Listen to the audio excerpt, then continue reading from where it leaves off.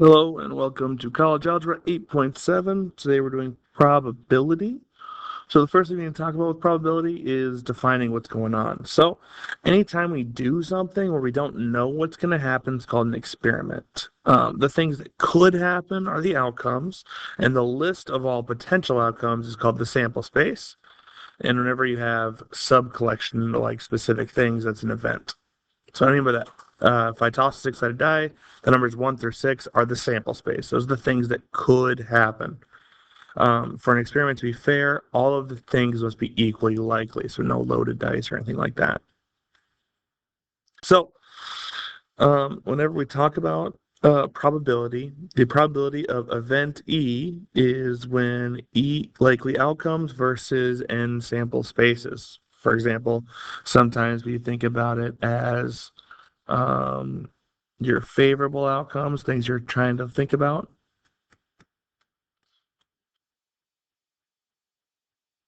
divided by your total outcomes.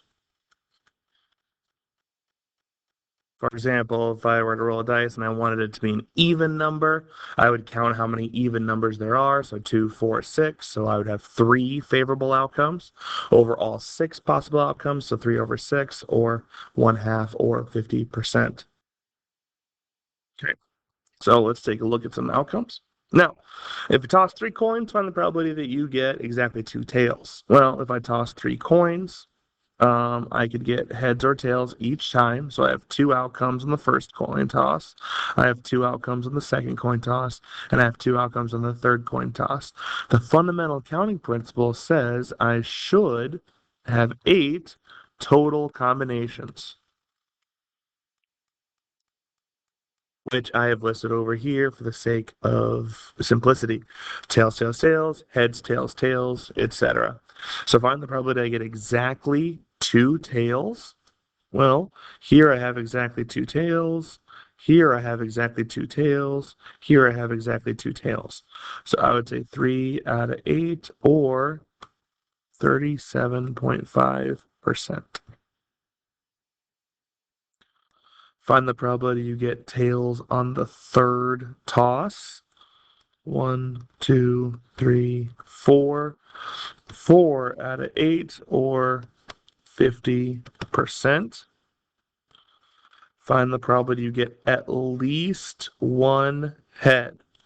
So at least 1 head, at least 1 head, at least 1 head, at least 1 head, at least 1 head, at least 1 head, at least 1 head. We get 7 over 8 or 87.5%. Now, this last one's kind of interesting. You might have recognized that it's probably easier to find all the possibilities you wouldn't get ahead. So, for example, 1 out of 8 has no head in it. So the complement, which we'll get into in a little bit, means the opposite. So the idea of 1 minus 1/8 gives us that 7/8, because this would be the complement. ENT, which again we'll talk about here in a little bit. All right, next. If you roll 2 6-sided dice, find the probability of the sum being 7. So here I list all the combinations: dice 1, 1 through 6, dice 2, 1 through 6, where each square is the sum, so 1 plus 1 is 2. So right now I'm looking for exactly 7. So 1, 2, 3, 4, 5, 6. We have 6 possible combinations out of 6 times 6. It gives me 36 total possibilities. So 6 out of 36, or 1/6, or I believe that is 16.6 repeating percent. Let's find out here. 1 divided by 6. Yep, 16.6 repeating. The sum is an even number. Okay, so we have 1, 2, 3, 4, 5, 6, 7, 8, 9, 10, 11, 12, 13, 14, 15, 16, 17, and 18. So 18 out of 36, or 1/2 or 50%, which feels like it makes sense. Then, of course, the sum is greater than 6. So we would get, obviously, sum is greater than 6. So all of these combinations over here. So 1, 2, 3, 4, 5, 6, 7, 8, 9, 10, 11, 12, 13, 14, 15, 16, 17, 18, 19, 20, 21 out of 36, or 7 out of 12, 58.3%. For your homework, you will need to do some with dice, so I'd recommend having this chart here pretty handy so you don't have to manually figure out every single possible combination. Okay, so probability of union of two events. So if A and B are in the sample space, then A or B is given by this formula, probability of A, probability of B minus probability of A and B, aka the overlap. If they're exclusive, then there is no overlap. Then you would just do probability of A plus probability of B. They're independent of each other. Independent means they're unaffected. You simply multiply. So let's take a look at some potentialities there. You draw one card at random from a standard deck of 52 playing cards. So 52 playing cards, famously no jokers. What is the probability that your card is either a heart or a face card? So first, I would calculate the probability that it is a heart card. There are 13 heart cards in the deck because you would get ace through 10 and then jack, king, queen.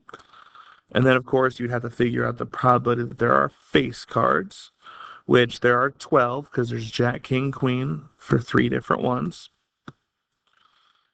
And then you would have to subtract cards that are both. In this case, that would be the jack of hearts, the queen of hearts, and the king of hearts. So I would subtract 3 over 52.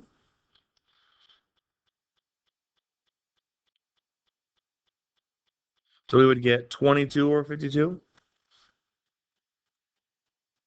or 11 over 26, or about 42.3%. Okay. You flip a coin and roll a 6-sided dice. What's the probability that you get a heads and a 4? Well, if I flip a coin, I have a 1/2 chance to get a heads. And if I roll a dice, I have a 1 in 6 to roll a 4.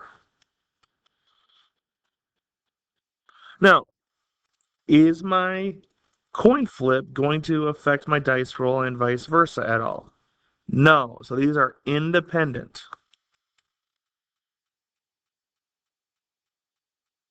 So I would have to multiply. So I would get 1 out of 12, or 8.3%.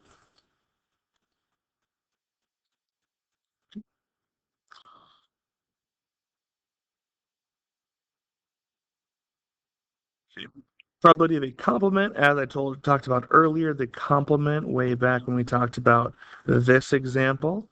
A complement is the probability of everything 100% minus it. For example, it means that that and the other event, one event and its complement take up the entire subspace.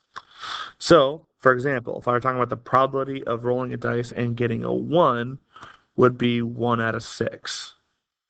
Probability of not getting a 1 would be 5 out of 6. Could be 1 minus 1/6. Or if you think about it, all the other possibilities of, I could roll a 2, 3, 4, 5, and 6, because those numbers are all specifically not 1. Okay? 4 different students are running for student body president. A quick poll of the student body provided some statistical data. If candidate A has a 24% chance of winning, candidate B has a 26% chance of winning, and C is 3 times as likely as D. Find the probability that D wins. Well, if we know that A is 24% and we know that B is 26%, I know that those two together is 50% total, which means I know that C plus D also has to be 50% because one of the 4 people is going to win. Has to be. But I also know that C has 3 times as more likely chance than D. So I know that C has to equal 3 times D because C is bigger. Well, if I take this idea right here, I can plug this in for C, because C is isolated using the substitution property. I get 4D equals 50%. Then I could just simply divide by 4. So D has a 12.5% chance of winning. And that's what we're looking for. By that logic, if I did 12.5 times 3, we would then know that C equals 37.5%, which again, if I add 24, 26, 12.5, and 37.5, I should get 100%. So let's do that quick just to double check.